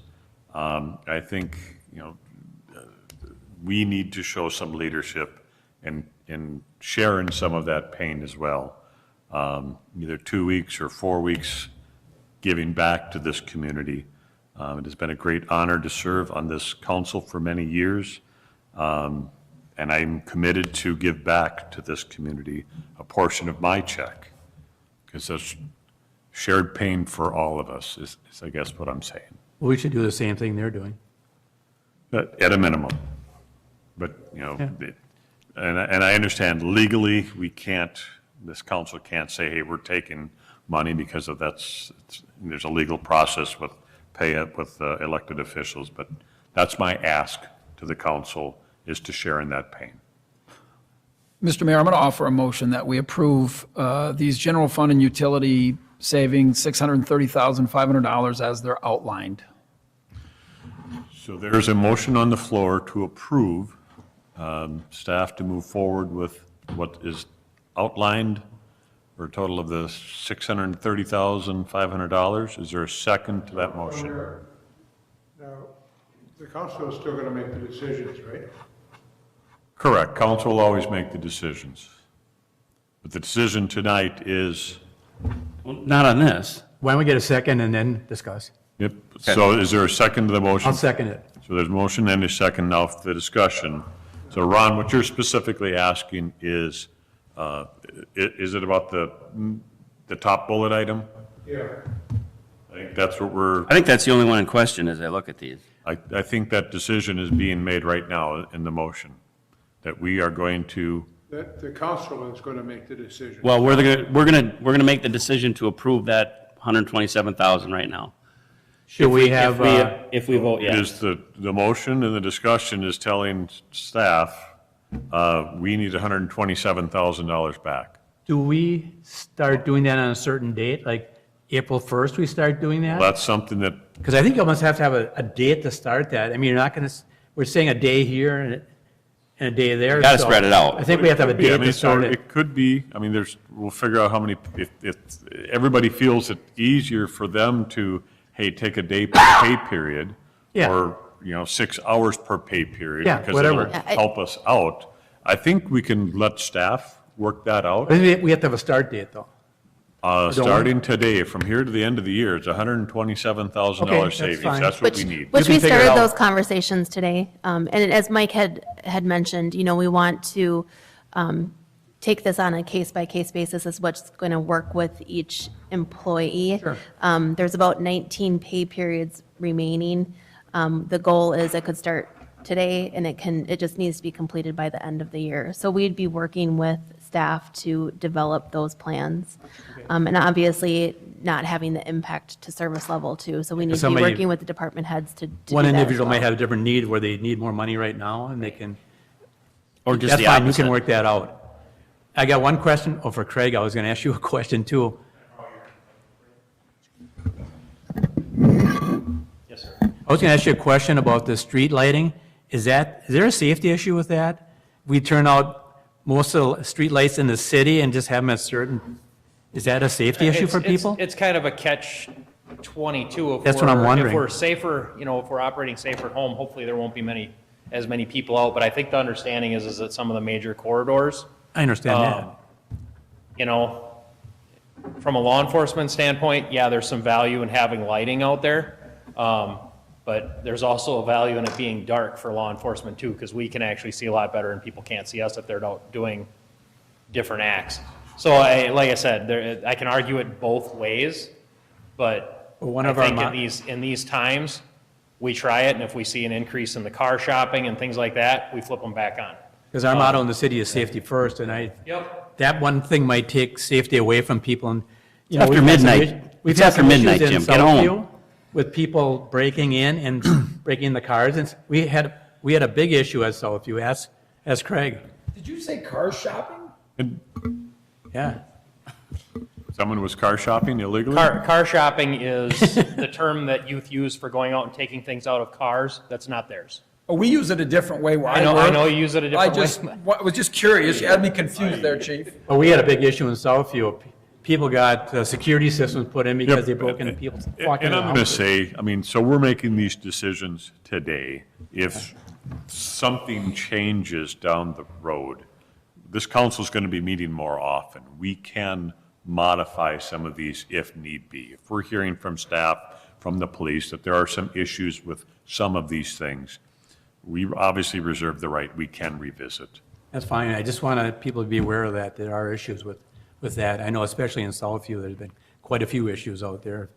Actually, Mayor, I think it's a great point, and Jim, I think it's a great point, and I think that if the feedback that we get, where folks are super uncomfortable because their neighborhood is dark in the middle of the night, then I think we have to react to that. But at least this tells people, this is what we've okayed doing, doesn't mean we can't say, turn the lights back on.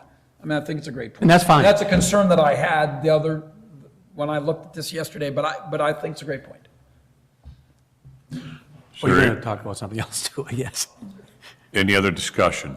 I think you're gonna get some calls, because people are gonna want the lights on. And that could be. They're not gonna be happy about the lights being dimmed. I think we can deal with that when we get the calls, though. It's something we get to look at in the future. If we get a bunch of calls, we'll have to talk about it, definitely. Yeah, Craig, if you start getting problems with people going out car shopping or, people start breaking into houses, we're gonna have to change it. Yeah, I can certainly keep the council apprised of any of that change. Please. We normally see an uptick this time of year coming in the spring anyway. So we'll monitor compared to last year and kind of see what's going on. But tell the people after it's happened to them, yeah, we turned your lights out, now people are breaking into your cars. I mean, that's the scenario I don't want, and that can happen because you said in the spring, this is when it starts. And I I'm know. just going to ask you to come up with a new phrase. We like it when people car shop at Bernard's. So just come up with a new phrase, that's all. Breaking into your car. Wasn't my phrase. All right. Any other discussion? So there's a motion and a second to approve all of these. If they become an issue, we can revisit down the road. That is the motion on the floor. I might vote no, but just on that one issue there, because I don't agree with that one. For the safety in my district there, I don't agree with that What are you one. talking about, the lights? Lights, yeah. I just don't agree with that. And just for the sake of asking the question, I assume I know the answer to this, Mike, but is there a way to dim the lights without actually shutting them? And what I mean by that is, is the possibility exist to turn, for example, every other light off? Yes, So there are things that can be done that doesn't make the street completely dark, just not as bright. that's correct. Well, then go forward with that and see how it works, not shut every single one off. If you can do that every other one, that's, that hopefully that works. Presume it affects the dollar amounts because we're still going to have some lights, Half the price, half the savings. half the savings of the electric. Because I'm not going to put a dollar amount on safety. Any idea what you're saving when you, Well, what is, 85,000, street lights is 85,000. half of that. So it'll be about $40,000 less savings. But that's through the end of the year. The savings goes through the end of the year. Are we, I'm looking to staff are we okay with instead of 630 being at 590? Yeah, well, and I think even, we could probably still get close to the estimated savings there, because we were kind of looking at all of the lights being dimmed at one time. I think that if we take a look at, staggering the lights or just reducing, if you dimmed two off at staggered times, or one's on and one remains off, we might be pretty equal there. It might not just be a All right. 50% reduction. So we can run those numbers a little bit farther now with the plan and And obviously, it's important and safety is imperative. So even when we would be looking at, lesser times, we'd be working closely with law enforcement to know kind of when are the peak times that lights should be lit during, within the community and things of that nature. But we'll run various scenarios with that. And the first one being the not limiting, but just maybe not having Spacing as the many, lights. spacing the lights out. Yeah. What do you guys think about that? Are you, So now On in. so the understanding is that we will space the lights off, not turn them completely off. There'll be spacing. I see the 85,000, and I have a hard time seeing it screened from here. Sure. That's why I asked you that question. Absolutely, and that's why I'm reiterating. The understanding of this motion is that the lights will be spaced, so there'll still be some lights. It may not be as bright as it is currently, But it won't be dark. but there'll be Light there. some lights, some spacing of the lights. Yeah. And again, if there is an issue, this is something that can come back to the council. So do we need a new motion on this? No, that's kind of where I'm throwing this out. It's just an understanding of everybody. Rayanne is saying, hey, we can work with this stuff.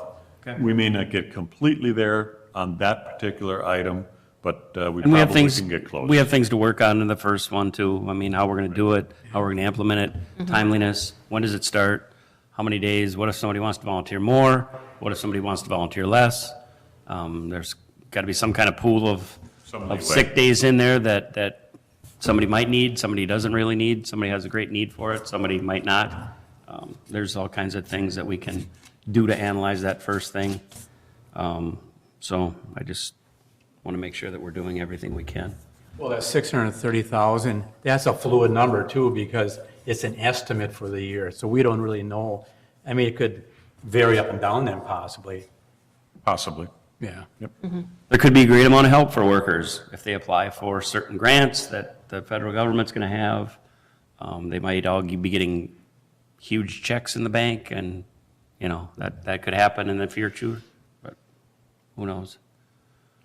Right. Mr. Mayor, I'd like to call for the question. I was just going to ask, is there any other discussion? Seeing none, call the roll. Alderman Lindell, Yes. Alderman Kittle, Yes, Alderman Montello, Yes. Alderman Volkert, Yes. Alderman Weinmeier, Yes. Alderman Zakowski. Yes. All right, it passes unanimously. So on to the projects question. Do the organizational. Barring the governor's order, we don't know what's going to be in his order tomorrow. It is our intent and recommendation that we continue on with these projects. I mean, some of these projects need to get done, and also we need to keep the economy going, keeping people employed. If we can make this stuff work, this is where the staff is looking to the council. Are we okay with moving forward with these projects? Well, the only question I'm going to ask is, this list really serves two purposes, correct, Mike? It was a discussion about projects, and it was a discussion about things that maybe local folks could be employed to do. So there's one item that needs to come off of this list relative to that we're moving ahead with. Because there's one project up there that isn't even, I have no idea what the timing of it is, so it really should not be part of this discussion. Yeah, that is, and this is fluid too. These are just some examples, but yeah, some of this is with the New Richmond Works is to the extent that we can utilize local help for those looking for work as well. This list, some of the big project I would say is the Marshall, Jefferson, and the wastewater treatment plan. Those combined equate to about $3 million of projects. And some of the others, again, the GG project is in collaboration with the county, so I'm not sure right now. I believe that project is a go.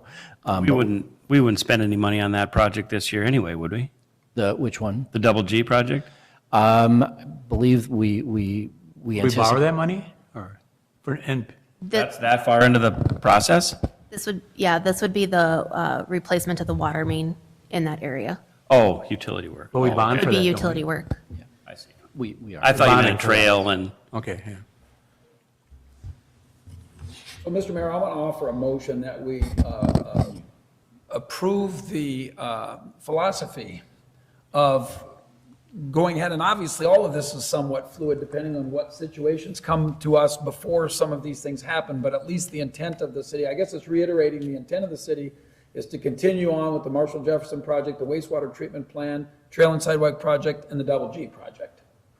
All right, so there's a motion on the floor to, embrace that philosophy that these projects that are taking city money this year, the ones listed go forward, ones listed by Mike. I'll Is there second a that. second? And there's a second to that motion? Second. Any discussion? well, just, to make clear that everything that's not on that list is not going to be done this year. So just to make sure that everybody knows that there's a lot of things that we have had budgeted, projects that we were planning on doing this year aren't going to get done this year, which is fine with me. Yeah. I just want to make it clear that the projects that aren't on that list will not go forward this year. And which projects are those? Well, so one of them would be, for example, the Nature Center. Right now, we have a contract.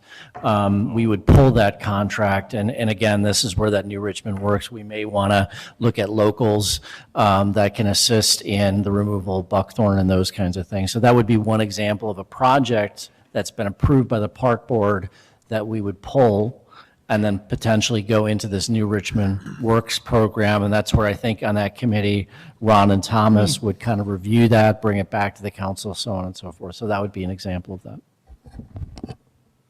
That's a great point, Craig. And I think really what I felt was the emphasis here is that, the idea was just, I don't even want to say, put forth, but it was just discussed, about what should we do with some of these projects. And I just, it's super important that folks in the city in particular, I'm going to just, Thomas, I'm going to use your district. Those folks that are living on Jefferson and Marshall, that project is like, hey, we're planning on that happening, and we want people to know that it is our intent to move ahead with that. But I think it's a great point. There are other things the city not going to possibly be able to do this year that we had Software planned. updates, I mean, as quick as we get those kind of things implemented, they will pay for themselves. The longer we put those implementations off, the longer it'll take to pay for themselves. We need to do that software update, no doubt about it. But that's going to be put off, which is fine. I'm just saying that we need to make that clear. But here's where I'm going with this. So the stuff that may not be moving forward, I think we need to have more discussions on those so the council fully understands some of those projects. And whether we meet, next week or 2 weeks from now, I don't know how many decisions really needed to be made on some of those projects not listed. But I think we need to have further discussion on those projects. I think what Mike's point here is to assure the public that we're still, even though we're in this tough situation, we're still embracing that we want these projects to move forward. So I think we need to have, at a future council meeting, the rest of those projects specifically listed out so the council can make the decisions, yep, that one specifically is definitely off the list. Especially if, let's say, there's a downtick within 2 months. Well, then maybe we look at some of the other projects to see if we can really still do some of the smaller ones possibly. But these are ones definitely we're going to move forward on. And we may not be allowed, according to the governor tomorrow, Yeah. we may not be allowed to do any of these tomorrow. I don't know. Possible. Yeah. And this is something we talked about yesterday, is, who knows what that 1 to 4 trillion or whatever that stimulus package the federal government is coming up with. Some of these things that we're talking about that may not get done maybe meets the criteria for some of that stimulus money. So I think we need to stay open to that. One of the things, talking with Mike and talking with other businesses in the community of how hard hit they are, we also have to be open to the idea of how do we stimulate this economy? How do we stimulate these businesses to keep people employed? I mean, that's our number one goal here. So I think we need to stay open at a future meeting with, as we learn more information of stimulus packages and what the governor has to say. But I do think, Craig, to your comment about, for example, the software, we haven't made any, if it's not on, or doesn't mean it's not happening. We're just making a public reaffirmation that these are a go. So nothing else. I took out of it that Right, this is no, it, yep, and we're not doing anything else. No, that first page really had the identified reductions in it. This is just letting the public know, because I wasn't in on that no, got it. conversation, No, so. completely understand. I Okay. just want to make sure that there's been no discussions about not doing some of those other things. See, I didn't know that. Maybe, but that's not what the plan is right now. This is just a public affirmation that, hey, we're still planning to do these. Then we needed to make that clear, like, Yeah, now. that's why I wanted to make sure at a future meeting, all of those other items, so there's going to be another vote on whether those other projects not listed Okay, are a go or a not go. okay. So I in our just had budget, no- we actually budgeted for all those other items. Are we going to carry those over to next year? That would be the Wasn't in the plan. conversation, so I But, don't you know, to Fred's, Mayor Fred's point earlier, I think those are the things that we'll bring back to the council and talk about collectively as we progress in the next couple of weeks here. But these particular projects are either in the process of being bid or have had that public insight or have been seen as an urgent, addressing of an urgent need, especially in the Marshall and Jefferson project, to address some of the utility issues in that area. But the other ones we'll certainly bring back to the council as a whole with an evaluation and potential recommendations, and then we can look at how those would be impacting future years of the CIP too. Okay, have we voted on this now? Did we, yeah, we did, right? We had a motion and a second. We've not voted on it We have not yet, voted But I yet. would like to. I'd like to call the question. So, any other comment or any other discussion? Do you have a motion and a second to affirm that we are moving forward with this? Seeing no other discussion, call the roll. Alderman Montello? Yes. Alderman Volkert? Yes. Alderman Weinmeier? Yes. Alderman Zakowski? Yes. Alderman Lindell? Yes. Alderman Kittle? Yes. Okay, now, are you going to something else first? Oh, this year, okay. Before we I just get- want to get to elections, you know, what Yep. we're going to be doing. Before we get to that, so Yeah. obviously, you know, the property in Double G that we were trying to sell, I'm going to ask, we don't have to get an update tonight, but at our next council meeting, kind of where that process is at, and talk about where the money, if it's, you know, we'll just talk, make sure that specifically is on the agenda. Okay, so the other recommendation is just authorizing the reorganization of departments into these 4 categories. Again, I want to preface, police, fire, water, wastewater, the airport, those essential services are going to remain. But for the sake of transparency and also just ensuring that we've got staffing to help, we're proposing the four main categories: emergency management, that includes mobilization, supplies, et cetera. Mayor Fred would be, from the council's perspective, the lead on that. Administration, finance, human resources, and elections, Mike Montello and Kurt would be the 2 council representation. Public facilities and management, that would be Ron and Tom. And again, that would be water, wastewater, electric, airport, public works, and things like that, New Richmond Works. So that discussion of what projects should continue, what projects can we mobilize others and such.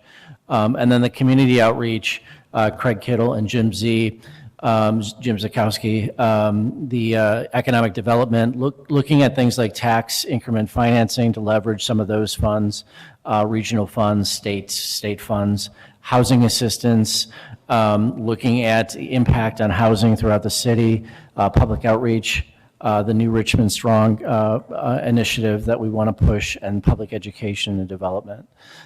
So our plan would be to mobilize staff into those categories and keep you all posted as to the various deliverables from each of those groups. Do you want the aldermen who are in the different categories come in and sit down with you at 6 feet and discuss what's Yeah, I think What's it's. going to happen in that area? Yeah, I think it's mobilizing, telephone and conference, and that's how we've been doing it through Skype and Zoom and other platforms to just be kept abreast of what the projects are. For example, as Craig can attest, the community outreach and the impact that's had on businesses just from that first touch, so to speak.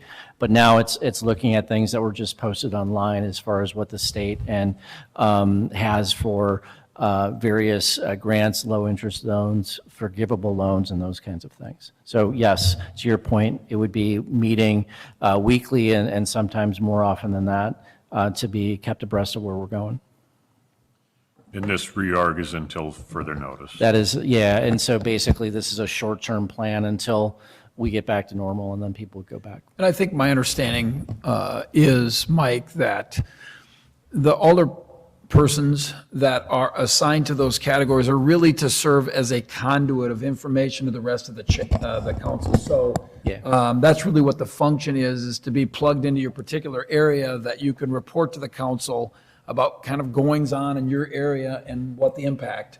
Because it's based on what we've already dealt with, I think it's awfully hard to ask the city administrator to just plug into all this stuff to all of us. And so the hope is that we can kind of shoulder some of that load and get that information out to the rest of the council in the areas we're kind of focused on. And I want to make clear that the assistance and input goes beyond me at this point. I've been so impressed with everyone that it really is overwhelming, the amount of leadership that I'm seeing in our group. All right. So I'll offer a motion that we approve this reorganizational chart until further notice. So there's a motion to approve until further notice. Is there a second to that motion? Second? A motion and a second. Is there any discussion? Call the roll. Alderman Weinmeier, Yes. Alderman Zakowski, Yes. Alderman Lindell, Yes. Alderman Kittle, Yes. Alderman Montello, Yes. Alderman Volkert. Yes. What else do we have? So just an update then on the parks. I thank you for giving us some time here. So the NOAA has looked into this issue, and I'm just going to pull this up. This is through the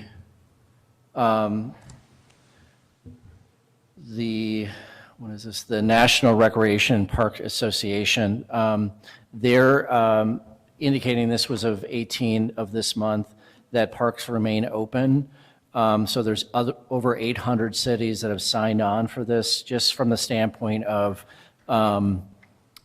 self-care and, the welfare of the community. So our recommendation to the council is, I think Kurt had mentioned this, is to adopt a common sense principle.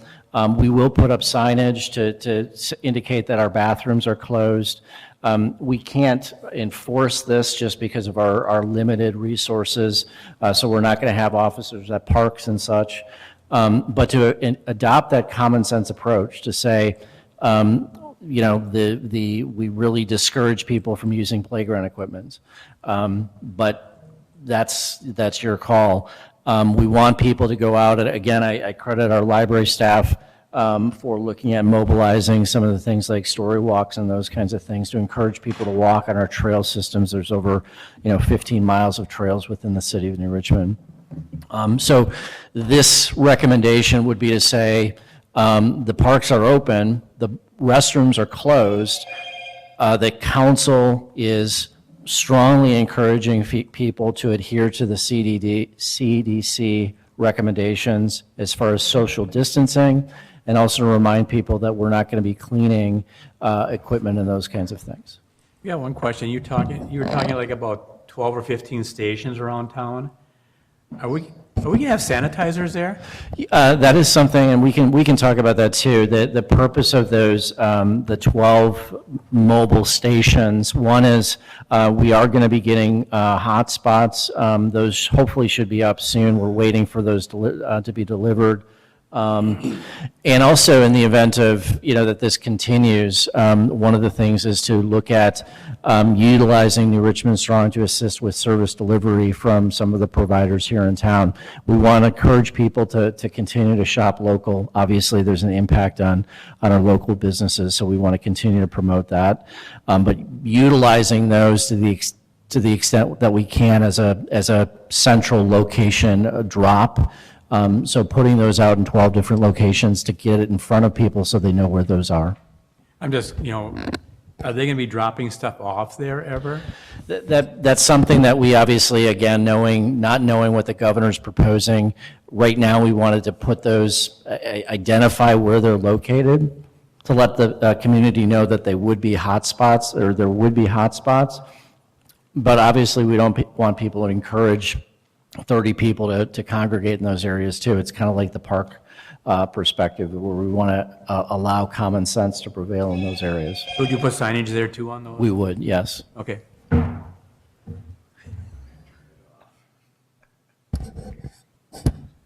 So we would need a motion on the parks to essentially to keep them open. We would be closing the restrooms and putting up signage to say, that the city is going to defer to the CDC. We're not encouraging people to utilize playground equipment and those kinds of things, but that is in keeping with whatever I just said, the National Recreation and Park Association. I'll make a motion to proceed with what we have here, with what you just said. So the motion is to basically, the signage. Signage. Yeah. Signage, yep. Yep. Yep. And closing the bathrooms. I'll second that. Yeah, that's true. Right, there's a motion and a second to, sign clear communications, clear signs. Now people are just messing with you. No, they're giving feedback. That's what I'm saying. So the motion is to clear signage, parks, restrooms are closed, that type of stuff, but parks remain open. It's a motion and a second. Is there any discussion? Call the roll. Alderman Kittle? Yes. Alderman Montello? Yes. Alderman Volkert? Yes. Alderman Weinmeier? Yes. Alderman Zakowski? Yes. Alderman Lindell? Yes. There's two other things that we'd like the council to consider. The second one is that the city council will temporarily suspend board and commission meetings until June 1st. Only meetings required under state statute would be set. We have notified, or would be in the process of notifying boards and commissions of that. Essentially just kind of streamlining government, again, with the understanding of transparency, but notifying the chairs of boards and commissions of that. Obviously, again, if this is shortened over the next month, we would revert back to our normal practice. Again, it's temporary, but there are some, like Police and Fire Commission, have That's very correct. specific statutory Yes. authorities that the council do not have. That is correct. They And they would proceed. And they would meet. I believe they're meeting tomorrow, actually. And so we would obviously continue those, but this would Plan Commission and other types of things, the Utility Commission, Historic Preservation, Park Board, all of those kinds of things, at this point would go through the council. So speaking of that, and the Police and Fire Commission is meeting tomorrow at 5, and it's going to be a I'm not really sure what to call it. You can go on the computer or you Yeah. can dial in. What provision are we making for the public who wants to listen in? Yeah, so, and that's something that we're going to get to on the next item. So we would on all of these meetings, work with New Richmond News and our community, either through the live YouTube channel and a call-in that we're going to have for future meetings as well. So the community is going to be invited through a lot of different mediums as well. So to your point, there's going to be a call-in number for the community to call in and ask questions. Didn't we, a few months ago, this was a discussion about the library board, that they wanted to meet remotely from Florida or wherever, and absolutely not, we're not going to allow that? That's correct. But now we're in? Well, in this case, there's actually the AG's office through Wisconsin is now encouraging this type of thing. So normal practice, it would be no, but everything is kind of out the window. So you're seeing more and more communities actually throughout the country that transparency is something that we want to continue to have, but we also want to adhere with the social distancing or this safe at home policies that are going to be into place tomorrow. So relative to those meetings, and for folks wanting to know, oh, there's going to be a meeting of, I'll use the Police and Fire Commission because we're having a meeting tomorrow, not necessarily, well, whatever. Where can people expect to find that information? So we're going to continue to encourage people to sign up for meeting notifications. We actually just did that before the meeting today. We did a press release, and that way people can get that news flash. We're also going to be doing something, so the weekly updates that we give, people can sign up for that information. And so the meeting tomorrow has been posted, and those that have signed up already for police and fire would get that notification sent to them through email. So we're going to continue to encourage people, really do the things that we do, I think really well, is to let people know how they can get involved, and also in this time be safe as well. So in future postings, there's going to be a number that That's we're going to correct. make it very clear how they can dial in. Yeah, and listen. and so for future council meetings, if you want to do all one motion, what we're recommending is that mobile meeting. Again, the AG's office came out with some new information. Again, depending upon what the governor says, that meetings as needed would be mobile meetings, so people can dial in and call in, still ask questions during public comment. But we want to make that, as people are doing tonight through the YouTube channel. And again, I've been kind of following different comments that we've been getting, but we've got a good following even tonight. So we want to make sure that if we're not able to do video, that we have the audio linked. And this is, I really appreciate Joel's diving into this issue. This is new for him, but we're going to work really hard, as he's done tonight, and deserves a lot of credit for making this run as smoothly as possible. So we'll continue to be committed to that. To that end, Mike, what do you envision if the order is still in effect? Yeah. The council's going to meet the next time. Yeah. Are we assuming it's going, I mean, are we talking about this, or maybe not even this? One of the things that I'm looking into is doing video conferencing, so people would be able to dial in remotely if that's what you want to do. We'll look at some of those, and I'll provide with our city attorney's supervision or direction what some of those options are. Again, we're going to wait until tomorrow to see what that means. But I know, looking at the AG's, the Attorney General's discussion, we want to encourage open meetings, obviously. As we've done tonight, let the news know that we're going to be meeting, and encourage people to dial in or attend via the YouTube channel. So more on that, but we can assure that we want open meetings in this new normal as well. So on this one, Mayor Fred, we're looking for two motions, or one if you want to combine it, that the council would temporarily suspend board and commission meetings until June 1st. Only those meetings required by state statute would be set, and that the council would be available to meet via mobile meetings. A call-in number would be developed for meetings moving forward, not just for the council, but also for the community as well. So we could do it both. That's You correct. could be here, or you can go mobile. Absolutely. Okay. Yeah. Mr. Mayor, I'd make the motion that the city council will temporarily suspend board and commission meetings till June 1st. Only meetings required under state statute will be set, and also that council meetings will be mobile meetings for those unable to join. A call-in number will be developed. I'll second that. There's a motion and a second to approve the suspension until June 1st, and also the setting up remote meetings, mobile meetings. Is there any discussion? Call the roll. Alderman Volkert, Yes. Alderman Weinmeier, Yes. Alderman Zakowski. Yes. Alderman Lindell, Yes. Alderman Kittle, Yes.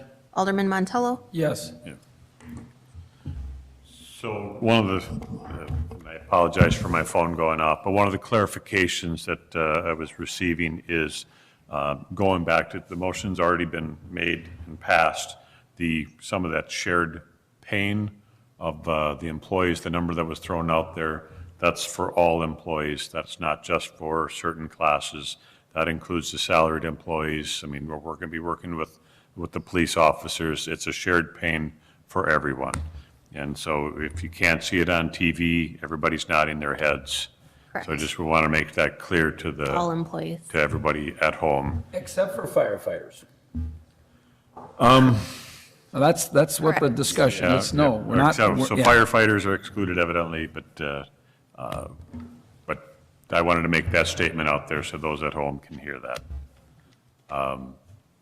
Is there anything else to come before the council? Yeah, the elections. Yeah. How are we going to elections, handle what the about Yeah, elections? just an update on the elections piece of it. So as of right now, the election is still scheduled for in-person voting to occur on April 7th. I know Michelle's been busy in doing absentee, and really, as a community at this point, we're encouraging individuals to vote via absentee ballot. Those can still be obtained and requested up until 5 p.m. on April 2nd. They would just need to be returned in order to be counted at this point in time by April 7th at 8 p.m. To date, we have approximately 500 requests for absentee voting, which is about 5 times more than what we've seen in the past. So I think a lot of individuals are kind of heeding the precautions of the state as well as federal guidelines with the CDC with the social distancing as well. To schedule in-person absentee voting, you can do that by contacting Michelle at 715-243-0403. In regards to actual voting day on April 7th, for the in-person, as that still is scheduled as we know it today. Again, we are not sure how that may or may not be impacted with the governor's announcements tomorrow. But with that, we are working on a plan to essentially accommodate that through a curbside process as well to limit the social distancing of our residents to make sure we preserve that health aspect of residents and our staff that are working in that. At this point in time, we are also addressing who would be working that April 7th voting aspect as well. Looks like, as we want to make sure that we're protecting individuals there, so we're working on the staffing plan right now as to who that would be. It looks very likely that it will mainly be staff that will be helping to conduct that election in order to kind of limit additional exposure for election judges and things of that nature too. But these are guidelines that we're working with the election officials at the state of Wisconsin to ensure that we meet all of those requirements as well. So as we continue to develop and formulate that plan, that will be pushed out on our social media and on our website. We'll continue to keep the council updated on any things that transpire that kind of deviates from our plans as well as we've outlined tonight. But at this point in time, the election is still on for April 7th for in-person. Again, we're working on those plans to limit that face-to-face interaction through an on curbside voting aspect again. And if you have not, and you would still like to have an absentee ballot, that can still be done. Again, you just need to request that by April 2nd. The tough part about that is you have to have send a photo with it, and I think a lot of seniors probably wouldn't figure out how to do that. So I know those have been some common questions that we've received. We're working really closely in helping them through some of those technology challenges. And so far, we've been successful in doing that with the phone calls that we are receiving and coming up with just different ways of how we can kind of get that information. So encouraged to reach out to us. We are looking at the ways that we can make sure that everybody's vote counts in this next election. Yeah, when I talked to the city clerk last week, she said, Mike, please remind folks, if anybody asks, if they just call the number that's on the sign outside the building, which will get to the city clerk. She said, I'm more than happy to, when we've got people here at City Hall that will help folks kind of walk through that. I guess we'll know it's doable if Alderman Volkert's able to clear that hurdle. I know that he's kind of, that's a challenge to do that. I know he's desirous to do that, but He has done remarkably well with. remarkably technology. well. So it can be done, obviously, okay, because it's been done or it's being done, but anyhow. And I want to just thank Michelle, who's our city clerk, and working tirelessly to make those things happen. I know she's fielding a lot of phone calls. Other staff are supporting her in that. There's a lot of ballots and absentee ballots that are going out, and it's a very busy time of year for not just New Richmond, but all of the clerks and in this different environment that we're working through as well. But I believe she's also been setting up appointments and having people come on in. Yes. Again, making sure that the limit of, number of people are limited, but she is scheduling appointments with people such as the elderly to get past some of those hurdles. Right, correct. Get out and vote. We want people to vote. Is there anything else? We've covered everything? We're- All right. Communications miscellaneous? I have something, if you just give me 1 second. Sure, sure. If there's somebody else that wants to talk about, I didn't get it right. Yeah, make sure you do it on the microphone, but. I think we've covered everything. Again, this is extraordinary times. We are going to get through this. I am absolutely confident of that. Let's just stay calm. Let's be proud of who we are. And at the end of this whole ordeal, let's be proud of how we've handled ourselves. Take care of yourself, take care of your family, take care of your neighbors. On a happier note, not that that wasn't happy, but Mike Castens has a new grandchild, and one of our officers has a new son, Richard Castens, born today at 3:03 p.m. So All congratulations right, to congrats. them. Congratulations, Joe. They wanted us to share that, so. Absolutely. Congratulations. Any other communications? All right, adjournment.